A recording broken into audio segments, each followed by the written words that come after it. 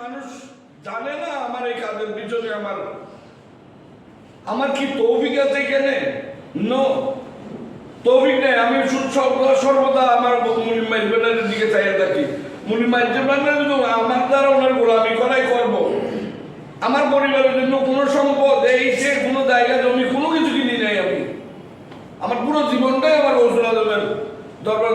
যাই দিই গৌসুল আজম আমাদেরকে যে দিয়েছে, আমাদের জীবনের সমস্ত কিছু যদি গৌসুল আজমের কদমে দিয়ে দেয়, তারপর গৌসুল আজম যে নিয়ামত আমাদেরকে দিয়েছে সেই নিয়ামতের ভাগিদার হওয়ার, সেই নিয়ামতের কোনো শুকরিয়া আদায় হবে বলে মনে হয় না। জাফর সাদেক কলেজ পার হয় নাই, কিন্তু ইউনিভার্সিটির চেয়ারম্যানকে এর পাশে তো বসেছে।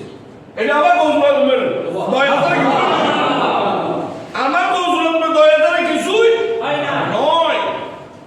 এটাই গৌসুল আজমের গৌসিয়তের পাওয়ার। ছোট মনে করার কোনো কিছু নেই।